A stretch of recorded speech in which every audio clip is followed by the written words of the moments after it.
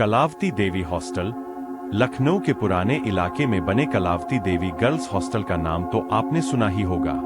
बाहर से यह बिल्कुल सामान्य और शांत दिखता है, लेकिन इसकी दीवारों के भीतर कई ऐसी कहानियां दबी पड़ी है जिन्हें सुनकर रोंगटे खड़े हो जाते हैं। यह बात 2004 की है।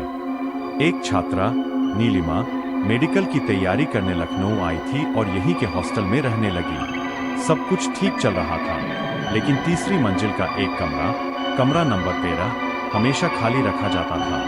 वार्डन कहती थी उस कमरे में सीलन है। नीलिमा का कमरा ठीक उसी खाली कमरे के बगल में था।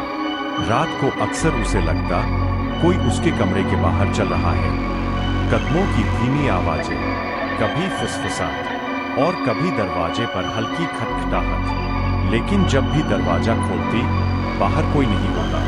एक बार उसने सोचा शायद उसका भ्रम है, पर अगले ही दिन उसकी रूममेट सोनाली ने डरते हुए कहा, कल रात किसी ने मेरे कान के पास आकर नीलिमा नाम पुकारा था, जबकि कमरे में हम दोनों ही थे। धीरे धीरे हॉस्टल की और लड़कियां भी ऐसी घटनाओं की बातें करने लगी। आखिरकार नीलिमा और सोनाली ने हिम्मत करके वार्डन से पूछा। वार्डन ने गहरी सांस ली और बोली, सालों पहले इसी कमरे में एक लड़की ने आत्महत्या कर ली थी। कहा जाता है उसकी आत्मा अब भी चैन से नहीं सो पाई है, इसलिए वह कमरा बंद रखा जाता है। एक बरसात की रात अचानक तेज हवा चली और कमरा नंबर 13 का दरवाजा अपने आप खुल गया। अंदर अंधेरा और सन्नाटा था, लेकिन अचानक खिड़की के शीशे में किसी लड़की का चेहरा दिखाई दिया, पीला, बिना पलक झपकाए और खून से लथपथ आंखें।